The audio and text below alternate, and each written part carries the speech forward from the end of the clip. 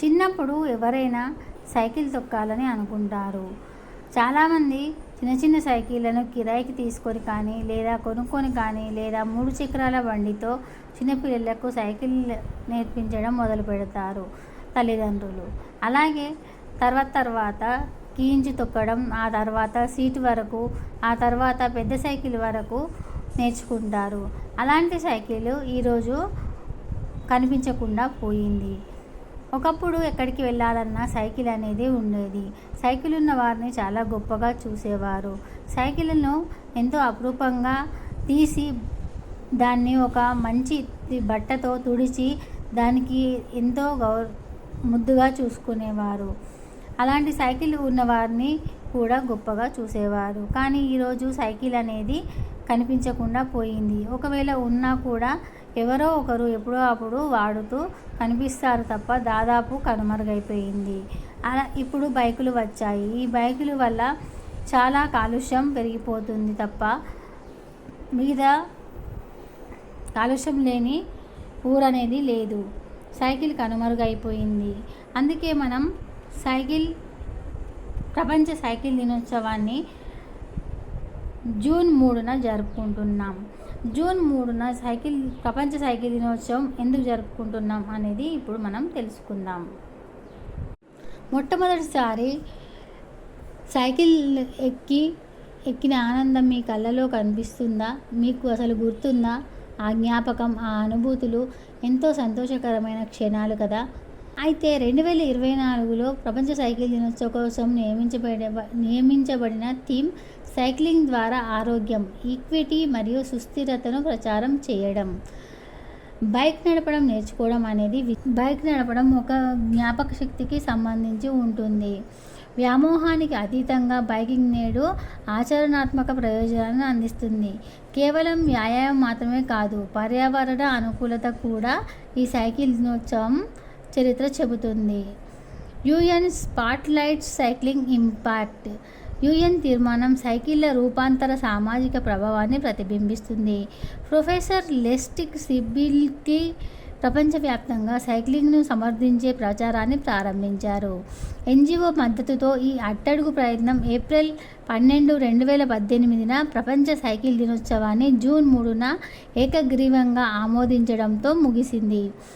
Turkmenistan మరియు 56 మంది సహా స్పాన్సర్లచే ఛాంపియన్ చేయబడిన ఈ తీర్మానం ప్రాథమిక రవాణాతో అభివృద్ధి చెందుతున్న ప్రపంచాలకు సైకిళ్లను సాధికారత కల్పించడాన్ని నొక్కి చెప్పింది.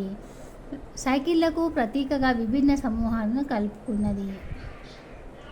శిక్షణ చక్రాలతో లేదా ఒంటరిగా ప్రయత్నించిన సైకిల్ను తొక్కడం చాలా ఆనందంతో కూడుకున్న పని. సైకిల్ తొక్కుతూ ఎంతో ఆనందాన్ని మనం పొందవచ్చు. 2024లో మీరు ఈ రోజును గుర్తుపెట్టుకోండి మరియు సైకిల్ రైడింగ్ని ఆనందించండి. మూలకు పడేసిన మీ సైకిల్ని తీయండి, దాన్ని మంచిగా కడగండి, దాన్ని సైకిల్ చైన్ సరిగా ఉందో లేదో తెలుసుకోండి. ఆ తర్వాత మీ స్నేహితులతో లేదా మీ కుటుంబ సభ్యులతో కలిసి చాలా దూరం సైకిల్తో ప్రయాణించండి. అప్పుడు మీకు వ్యాయామమే కాకుండా చిన్ననాటి జ్ఞాపకాలు లేదా మీకు తొలి అనుభవం అనేవి గుర్తుకు వస్తుంది. అలాగే మీరు పర్యావరణాన్ని కూడా కాపాడిన వారు అవుతారు. సైకిల్ తొక్కడం వల్ల ఎన్ని లాభాలు ఉన్నాయో మనం ఇప్పుడు తెలుసుకుందాం. ఫిట్నెస్. ఇది ప్రాక్టికాలిటీ మరియు వ్యాయామాన్ని మిళితం చేస్తూ ప్రపంచవ్యాప్తంగా మిలియన్ల మంది ఉపయోగించే యాక్టివ్ ట్రాన్స్పోర్ట్ను ప్రోత్సహిస్తుంది. అలాగే పర్యావరణం సున్నా ఉంటుంది. దీనికి పొగ అనేది రాదు కాబట్టి ఇది పర్యావరణానికి హాని చేయదు. ఇది స్వచ్ఛమైన మరియు మంచి రవాణా సౌకర్యం కూడా కలిగి ఉంటుంది. అలాగే సామాజికంగా కూడా ఇది సారూప్య సైక్లిస్టుల మధ్య సాహసం మరియు బంధాలను పెంపొందిస్తుంది. అంటే ఎంత దూరం తొక్కగలరు అనే హద్దును నిర్దేశిస్తుంది. ప్రపంచ సైకిల్ దినోత్సవం రవాణా విధానం కంటే ఎక్కువగా జరుపుకుంటుంది. ఇది స్వేచ్ఛ, ఆరోగ్యం మరియు స్వారీ యొక్క ఆనందాన్ని సూచిస్తుంది. కాబట్టి మీ బైక్ను పక్కకు పెట్టి సైకిల్ తీసి దాన్ని తొక్కుతూ ఆనందాన్ని అనుభవించండి. ఈ ప్రత్యేకమైన రోజు చక్రాలు లేకుండా తొక్కడం నేర్చుకున్న జ్ఞాపకాలను తిరిగి తెస్తుంది. ఇది ఒక మ్యాజిక్ మరియు సాహసం అనిపిస్తుంది. ప్రపంచ సైకిల్ దినోత్సవం బైకులకు మనకు స్వేచ్ఛను ఎలా ఇస్తాయో ఇది మనకు అంతకన్నా ఎక్కువ స్వేచ్ఛను ఇస్తుంది. మనం ఎలా అంటే అలా చిన్న చిన్న వీధుల గుండా వెళ్ళేలా కూడా చేస్తుంది.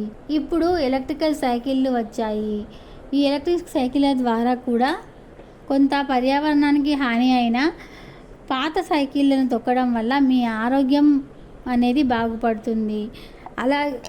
అలాగే పర్యావరణానికి కూడా ఎలాంటి హాని చేయదు. ఇప్పటికీ మనం జిమ్లలో చూస్తూ ఉంటాము.